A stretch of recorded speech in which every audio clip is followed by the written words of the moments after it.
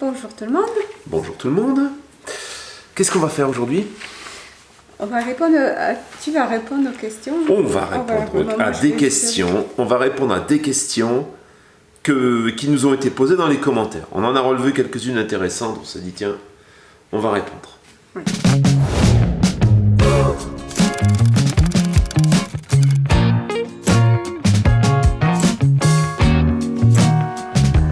Alors, ma chatonette.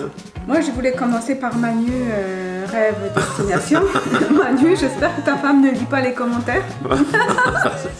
Oui, là, Manu, on peut rappeler ce qu'il disait. Hein, pour ceux qui n'ont pas vu, il disait que le pont qu'on est allé visiter, le pont suspendu, c'est un très bel endroit, que sa femme, elle serait tellement morte de trouille. Si elle veut. Et que du coup, il notait bien cet endroit pour y passer prochainement. Avec sa femme. Avec sa femme, bien sûr. Excellent. Train de vie et camping-car. Est-ce que si j'avais le train de vie que j'avais avant, j'abandonnerais le camping-car? Si je pouvais revenir en arrière, récupérer mon train de vie, qu'est-ce que je ferais? Non. Aujourd'hui, avec ce que je connais et avec ce qui m'est arrivé, non.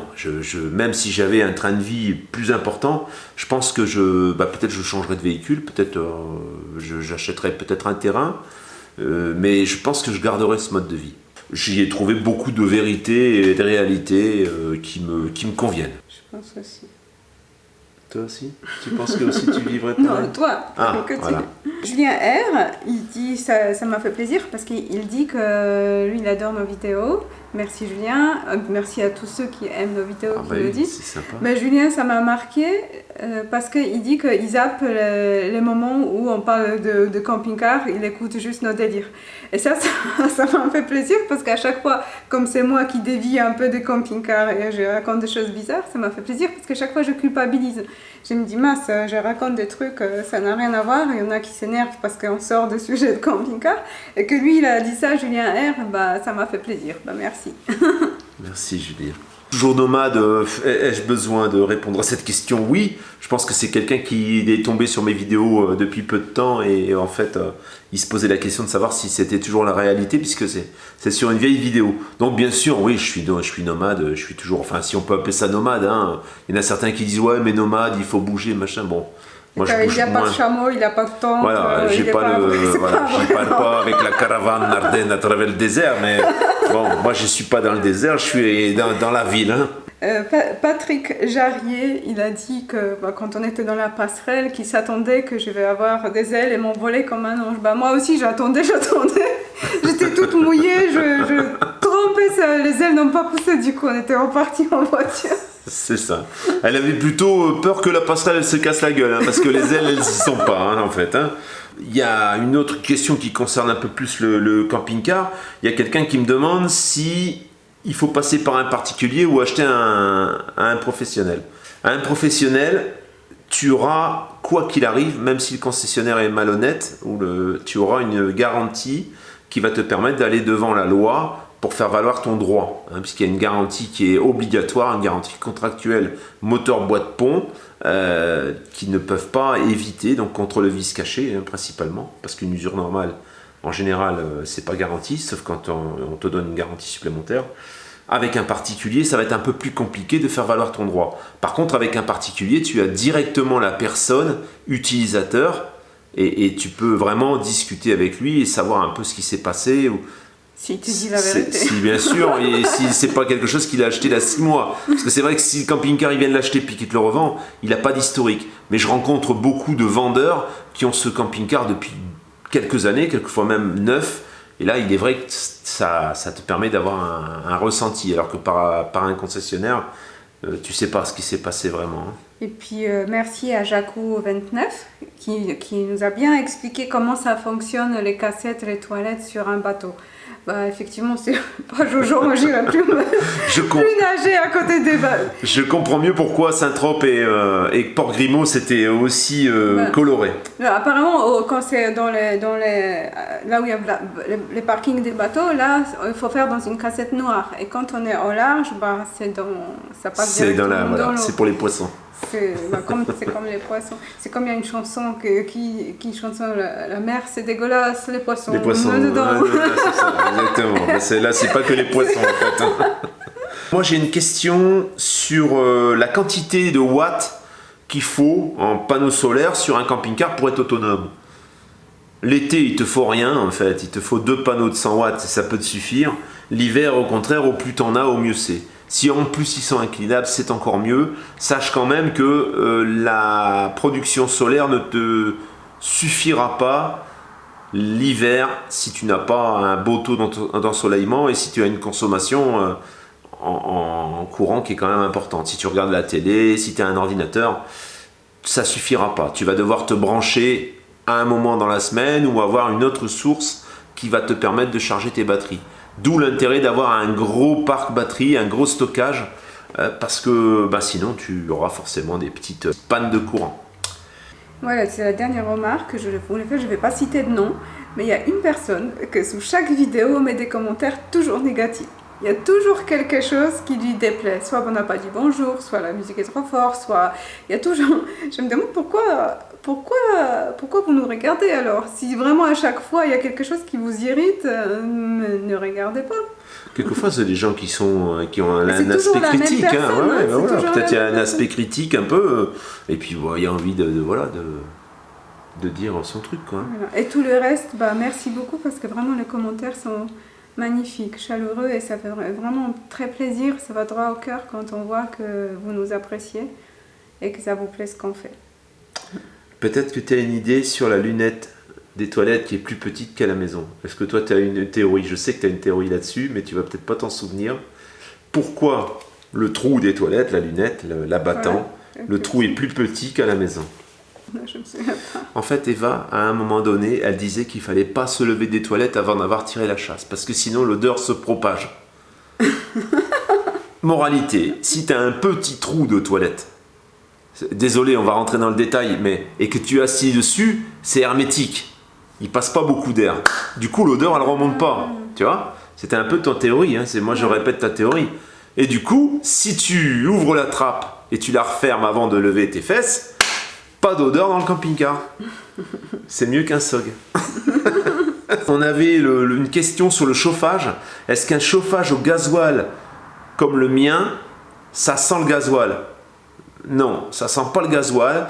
Je dirais que par moment, il brûle pas de la même façon. Et si tu as les fenêtres ouvertes, la porte ouverte, tu peux avoir des gaz d'échappement qui remontent un petit peu. Ça arrive. Mais ça sent pas le gasoil. Ça sent comme s'il y avait une voiture qui était passée en fait. Alors, ça c'est par moment. Ce qui fait que quelquefois, j'ai remarqué qu'en libérant l'échappement et en laissant le chauffage tourner sans échappement, ça nettoyait, ça devait décrasser l'intérieur et ensuite j'ai plus le problème pendant plusieurs mois. Une question dont on était en train de parler, le camping-car en mode 4x4. On me demande ce qu'on en pense. Qu'est-ce que je pense du camping-car en mode 4x4?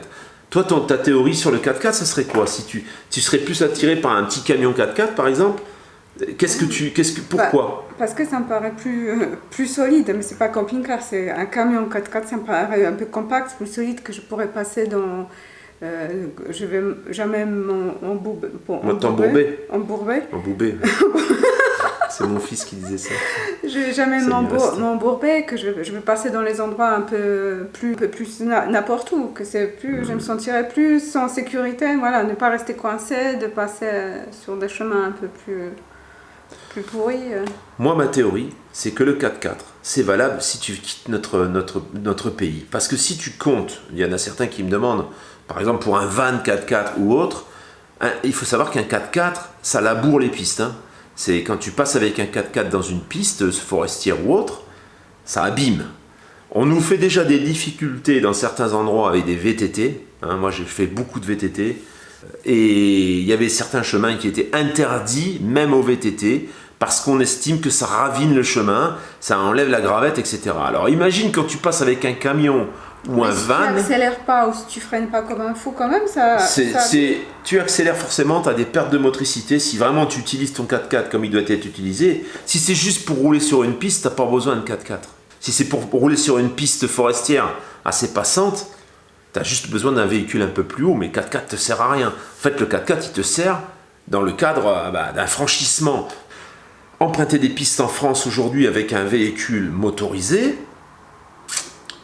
C'est un problème. C'est un problème juridiquement, d'un point de vue des nuisances, etc. Je pense que ton 4x4, tu risques de ne pas l'exploiter beaucoup.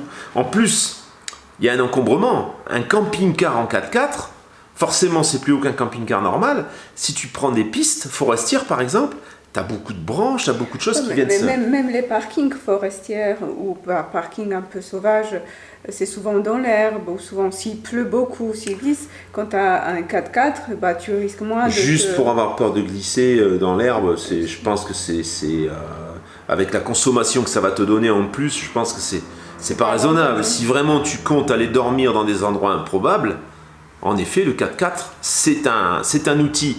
Mais encore une fois, en France, c'est compliqué de sortir des sentiers comme ça.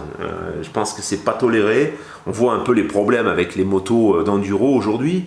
C'est qu'il y a de plus en plus d'interdictions et il y a même des barrages de police pour justement les checker et leur empêcher d'aller dans les pistes. À vélo, moi j'ai eu le problème.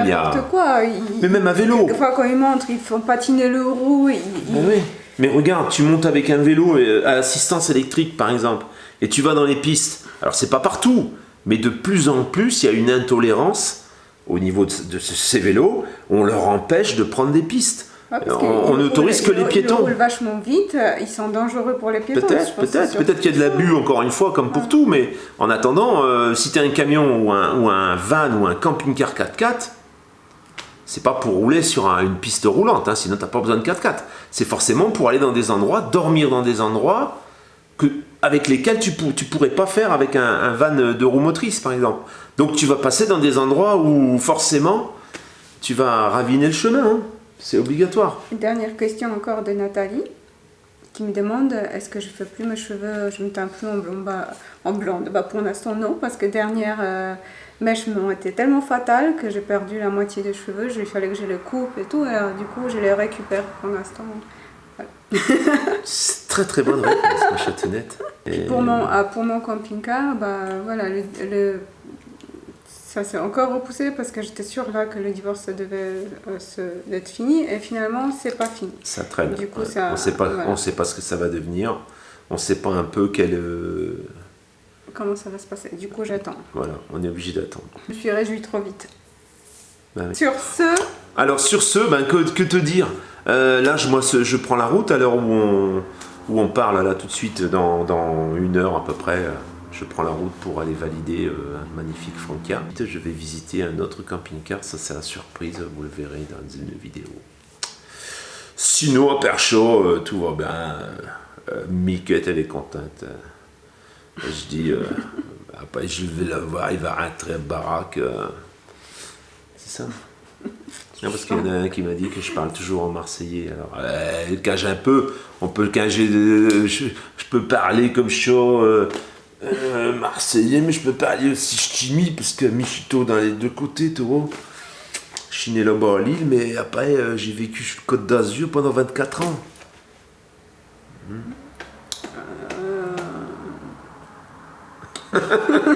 Voilà, on n'a pas tous eu même chance dans la vie. Je sais que ça la motive, elle adore ça.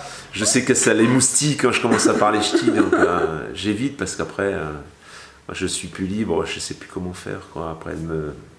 Tu vois.